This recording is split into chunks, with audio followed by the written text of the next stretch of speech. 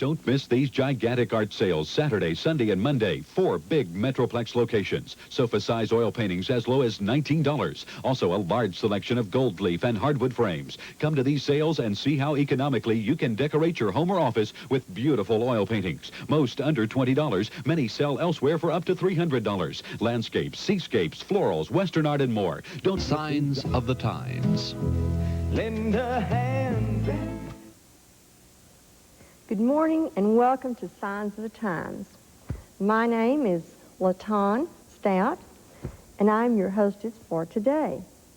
This morning we have a very serious program that I feel that is important to every person in the community. As our special guest today we have Sholah Toussi. She is from Tarrant County Crisis Intervention. She is the administrative supervisor there. And she's with us this morning to talk about suicide in young people. And before we go on with that, first of all, I'd like to make a few announcements. First, I'd like to say that the Deaf Senior Citizens Program of the Goodrich Center for the Deaf has a new DSC specialist, Jack Earwood. Welcome, Jack. Happy to have you with the Goodrich Center for the Deaf. Any deaf or hearing impaired person who is 55 years or older is invited to come and participate in the DSC activities on Tuesdays and Thursdays every week from 9 in the morning to 3 o'clock in the afternoon. Any person who maybe needs transportation to the DSC program at the Goodrich Center for the Deaf can contact Jack Earwood at 926-4101 TDD or to call by voice 926-5305. The National Self-Help for the Hard of Hearing had their convention this last week, August the 18th through the 23rd. It will be ending today. They're having the meeting in California. Also today, the Texas Association for the Deafblind are meeting in Austin. A defensive driving course for the deaf will be offered at the Goodrich Center for the Deaf on Saturday, September the 20th. The time is 8 in the morning until 5 p.m. in the evening. The class will be at the Goodrich Center for the Deaf in the meeting room, and the cost is $20. If you would be interested in going to the defensive driving course, you need to contact GCD and you need to register before the time of the class. You can pre-register and pay your money. You need to do that before September the 19th. You can call GCD and talk with Diane Andrews, or you can talk with the information and referral specialist at GCD for any more information or questions that you may have. Remember that you need to contact them and pay your money before September the 19th. Now, to get on with our program, Ms. Toussi, we're happy to have you with us on our program this morning. How are you doing? I'm doing fine, thank you. Ms. Toussi, we understand that you do work for the Tarrant County Crisis Intervention. And you're here to talk with us about suicide in young people. We understand that's a really serious, growing problem more and more in our community all over the United States. First of all, would you tell us a little bit about the term crisis intervention? What does that really mean? What does that involve? Okay. Crisis is basically different for every person, every individual. It's a time when a person's ability to cope with any particular situation is down and not able to really deal with what's going on in their lives. So a crisis could be a simple, the glass of milk that was spilled by a child, and the mother had it and could not deal with the child rearing responsibilities anymore and just blows her top and cannot go on like one more minute with that situation. Or a crisis could be losing one's job or having lost someone that was real significant in one's life. So really, crisis could be a real small situation or could be a very significant event of someone's life. And people deal with crisis in their lives differently, depending on where they are at as far as their stress level, how stressed out they are, and how much coping and problem-solving skills they have learned throughout their lives to be able to deal with a problem situation. So when somebody is not able to deal with a problem and feels overwhelmed and anxious, then they are in a situation of a crisis. And that's when someone from outside comes in to help them calm down and look at the situation and deal with it in a more rational, responsible manner. And that's crisis intervention.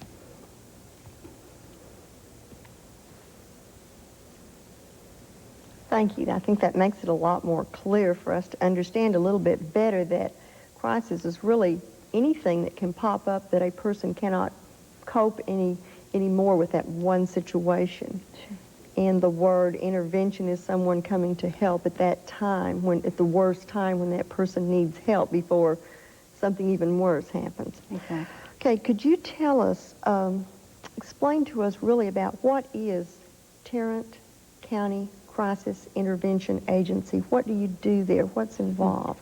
What is the agency for? Okay, crisis intervention is a program of family service. Family service is an agency that basically gets all its funding from United Way and has some contracts from other state agencies. Family service offers a lot of different programs, from individual and family counseling all the way to home health aid care, hospice, and Parents Anonymous, and crisis intervention. So we are one of the many programs that the agency, Family Service, offers. Crisis intervention program is the hotline. We offer 24-hour, 7 days a week hotline service to the Tarrant County community. We are there for people who are in crisis to call us, and we help intervene with the crisis situation, help them look at the problem in a more rational, more calmer manner, and then deal with it, and basically refer them on to some professional resources that are available in this community after we're through dealing with them. Mm-hmm. Could you tell us what people are potentially could think about or consider committing suicide? What group of people, what people feel that way? Who are the possible people that might one day think about doing that? Mm-hmm. All individuals from all classes, from all age groups can think and can also commit the act of suicide. It's not limited to any age group or to any class of people. It could be very rich, it could be very poor, very young or very old. There are people that are at higher risk for suicide than others, and there are certain factors that we look at. For example, young adults and teenagers are at higher risk for suicide. More teenagers and adults commit suicide than other age groups. Also, among higher risk age groups are middle class, white, 85 years and older male population in America are among the highest risk age groups. So there are certain age groups that have a higher risk than others, and we look at that factor. There are other situations, life situations, that makes a person a higher risk. For example, loss of a relationship, whether it's due to death or to a romantic breakup or divorce, usually causes a person to get to that breaking point. If they haven't developed the coping system that they need to develop, if they don't have the support system from their family, from friends, from the community that they need to have, they may get to a point when they feel like they can't go on. A person who commits suicide is a person who thinks there is no hope for them, that a life is no longer bearable, and they can't stand to live. It's not actually a choice to die, but a failure to know how to live anymore. Maybe a failure to know what to do, how to cope with that terrible situation that they're involved in. I have a two-part question. Let me ask the first part. As an individual, how would I or a friend notice that a person has been thinking about killing themselves? Okay. When there are those major events of life taking place, for example, if somebody suddenly loses a job that causes them to lose a lot of the things that they had in their life, change the standard of their life, and they go on for a long period of time and are not able to get another job. When there's a death in the family, when there's a breakup of a relationship, when there is a move from one state to another, a serious change in a person's lifestyle is usually a time to pay more attention to how the person reacts to the situation. Also, severe depression. Suicide is always almost accompanied by depression. A person who is suicidal is seriously depressed. The depression may be long-term, may be short-term. It really depends. Whenever there is a sudden change in a person's attitude and mood, and the change is usually for the worst. The change is the person looks at life in a very negative, gloomy manner. Things are not fun anymore. Nothing seems to excite them. They don't get involved. They withdraw from the family. They withdraw from friends. They withdraw from social activities. They are sort of aloof and to themselves. And this is a person that is not normally aloof and withdrawn, because there are people who are normally usually that way.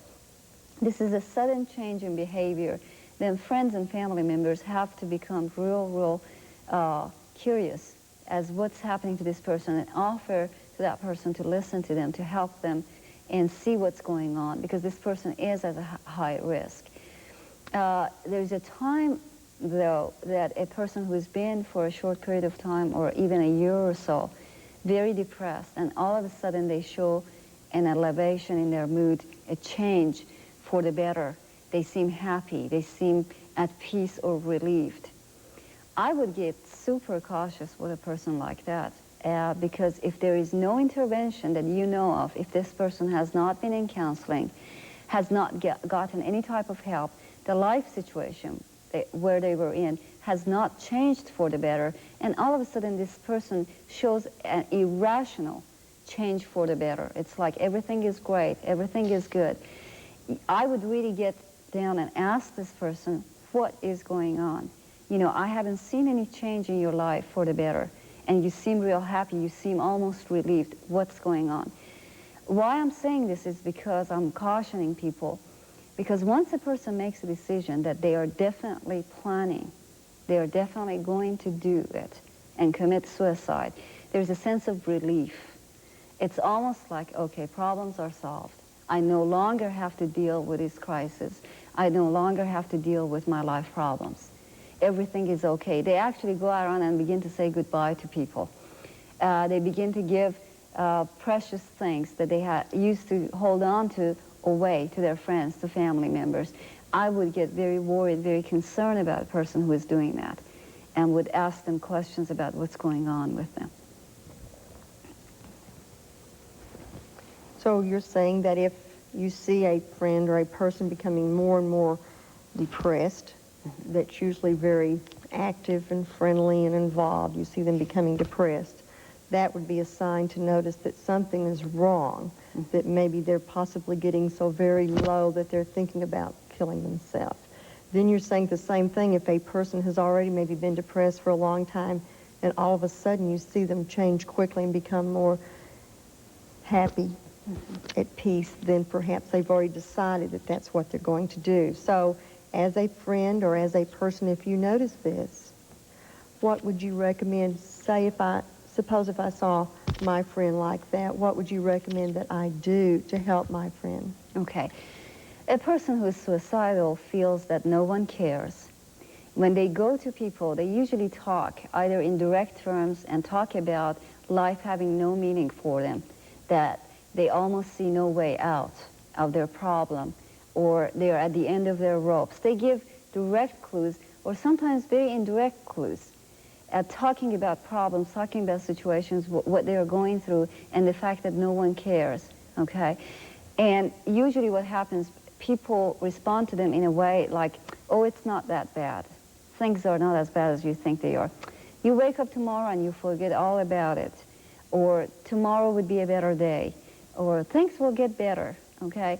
So there's an immediate damper on this person's pain, problems. The message that the person is getting is, my friend, my family, doesn't want to listen to what's going on with me. So what I would recommend when a person comes to you or expresses to you these kind of things, or when you see that kind of sudden change in mood, what you need to do is go to the person and tell them, I'm sensing that there may be something wrong, and I care about you, and I want to be there for you. I want to listen to you. Tell me what's going on with you. Tell me what you're going through. I may not understand, but I tell you, I'm going to try, and if I can't help you, I'll find someone who can help you, because I want to listen. And when they begin to talk about the problems, when they begin to talk about their pain, don't tell them, don't shut them up by saying everything will be better. Rather, tell them, that must really hurt. I can hear your pain. I can hear a lot of pain in your voice. Cry with them, if you may.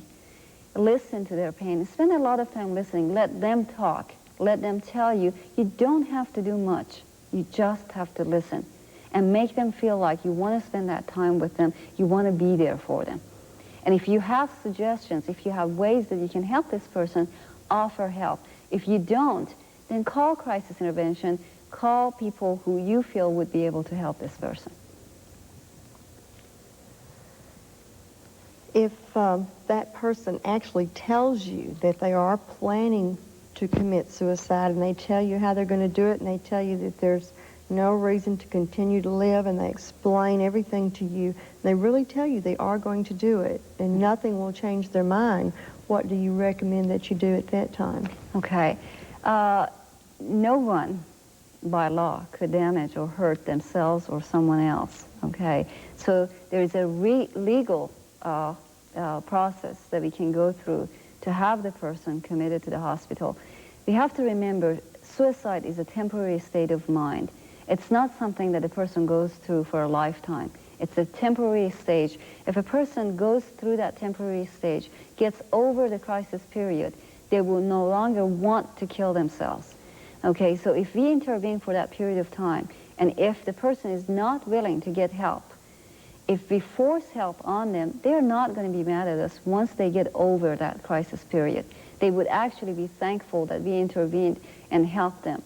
John Peter Smith in Tarrant County is the place where we can take people, and there is a crisis unit at JPS that is there assigned by mental health, mental retardation of Tarrant County. And those people are there to get the legal process going and to commit a person to the psych ward and have the person in that ward so that they could get psychological assistance and help through a professional. Okay, at first we were looking at it as if I had a friend or someone that I knew that was maybe contemplating suicide. What about as a parent, a father or a mother, and that they notice that there are some changes in the behavior and the attitude of their children? Sometimes maybe it's because of problems at home, and maybe the child is not very open to communicate with the parents. Sometimes it's not as easy to encourage your child to sit down and talk with you as if maybe they would talk with a friend. What would you recommend for a father and mother to do in that situation? How would they be able to help their child to open up and talk with them? Okay. A parent has the ability to set time aside and help the child open up through spending some quality time with the child. You don't necessarily have to force the child. If you provide opportunities where the child could talk to you openly and freely, free of fear of that you're going to make suggestions or advise them or lecture to them, that would usually be a good place for a child to begin to feel like my parents care about me and I can talk to them. What I've recommended to people in the past is assign some time during the week, whether it's a weekend time, a night, some time that you can spend with your child, and that would be your time. It would be free of TV, radio, you know, it would be a time where you could go to a park, go to movies, go out to dinner. And during that time, decide that you're not going to talk about your own life problems. You're not going to lecture the child about what mistakes they're making, what life plans you have for them. But a time that you could play light and joke with them and just have fun. And during that time, express how much you love them and care for them. And if there's anything in their life that they need to discuss, if they can't trust to come to you and discuss it with you, that you hope that they would go to a friend or a counselor or someone that they would talk to. So that's something that I would recommend to a parent. If you could make those times with your children, you won't have to worry about them not telling you or not talking to you. Sure enough, if you go straight to a child that is going through a lot of problems, having problems, probably abusing drugs, running around with other friends, and showing some serious changes, they're not going to right away open up to you and say, Father, Mother, this is what's going on with me. You have to make time. You have to show them that you care, to spend some time with them before you can bridge that gap. I think that's very helpful information, most definitely. If a person, maybe they go ahead and they try to attempt suicide and they fail, will they maybe try it again? 9 out of 10 people who commit suicide have attempted suicide before. That's the national statistics that shows that 8 and 9 people out of the 10 people who've killed themselves had attempted suicide in the past.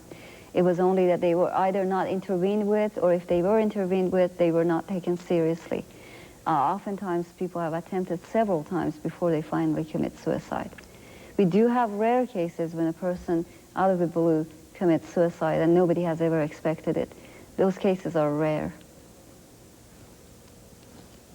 You're saying that sometimes, well, that most of the time, people that plan suicide, they usually do give some kind of warning signs as far as their behavior, their attitude, or what they're saying to other people. But on rare occasions, people will commit suicide without any warning. Yes, and those are the situations where we are totally helpless. And we should not blame ourselves because this person did not give any chance or opportunity for any type of intervention. A person who suddenly loses their job and decides that very night that life is over, their coping system comes down, and they kill themselves immediately. There is no chance for intervention, and we can't blame ourselves.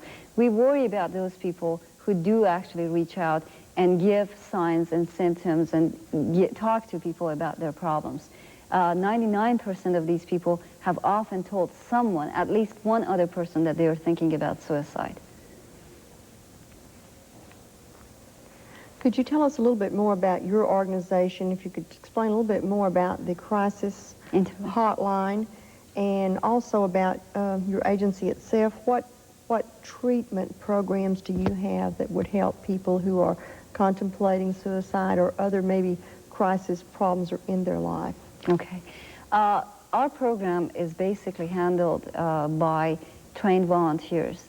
The volunteers are the ones that man the phones 24 hours a day, 7 days a week. They go through extensive training to begin their volunteer work, and through their volunteer work they get further training. The way we deal with suicide is we help the person find that hope that they need to find to hang on to life for another day, for another week, for another month, another year. We buy time. And we hope that during that time the crisis will be over and the person would be able to deal with the problem of their life. We offer them a lot of options. We offer them a lot of resources that they could use to deal with that problem. We break down the huge problem, the overwhelming problem that they're dealing with, to the bite size, where they can deal with it. And we tell them to take one step at a time and go after one problem at a time, and help them look at different options that they may have in their lives. can your organization help deaf people? Okay. I feel somewhat impotent in that area in a sense that we don't have the staff and the funding resources necessary to have the equipment at crisis intervention to be able to have a hotline for the deaf. My hope is that maybe sometime in the future, people of this community will begin to realize the importance of that kind of service and offer us the kind of funding we need to provide that kind of service to the deaf. Just briefly, could you tell us if a deaf person has a problem, or we have found someone with a problem or is contemplating suicide, what would you recommend in getting in touch with your agency now? Can they come there, or? Okay. I believe that if they do have someone in their family, friends, or a professional that they know that could do signs, I would recommend that they bring that person in with them. And we, with the help of the interpreter, we definitely could help them with their life problem. Is there anything else you would like to add in this last few minutes? Okay. I would like to say to people out there who are listening to this program and seeing this program that, you know, we don't have all the answers. We do go through a lot of training, and we are available to talk to people, whether they have someone who is suicidal, whether they personally have problems in their lives. There is someone there to listen to them 24 hours a day, and they can pick up the phone and dial 336-3355 and talk to one of our volunteers about what's hurting them. We do not encourage people to go on alone in their pain and anguish and try to handle it on their own, because most of the people, before they get suicidal, they really attempt to deal with their life situation on their own. You need help, you need support. If they know people in this community that they can get help and support from, fine, go to these people and ask for help. If you don't know anyone, pick up the phone and call crisis intervention. If you're deaf, get someone to call crisis intervention for you and get that information. Thank you so much, Sholah, for all the information you'd shared with us today. I know it's a very important, very serious problem in our community today, and we thank you for coming here today and helping us know a little bit more about that problem. Thank you, Sara, for interpreting for us today. I want to remind you that Signs of the Times will be on next month on Saturday morning, September the 20th at 7 a.m. Don't forget to watch. We'll be looking forward to seeing you at that time. Bye-bye. See you later.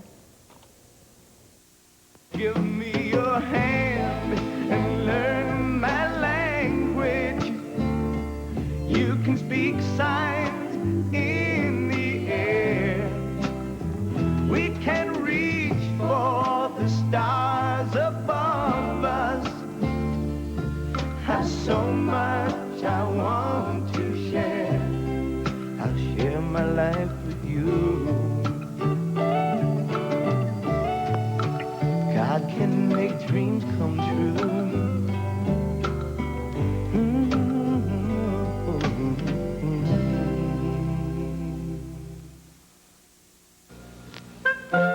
Join in the excitement and challenge of being on stage. The Casa Mañana Playhouse School develops talent, poise, and self-confidence in all ages. Acting and dance classes are offered for ages preschool to adult. Registration begins in a few weeks. Call Casa Mañana Playhouse at 817-332-9319 for more information.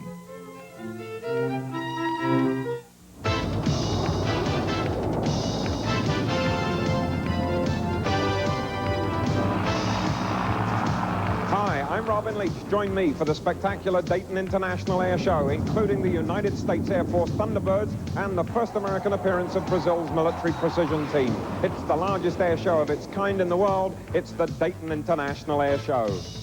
Don't miss it. Saturday morning at 9 on Channel 11, the Super Ones for Specials.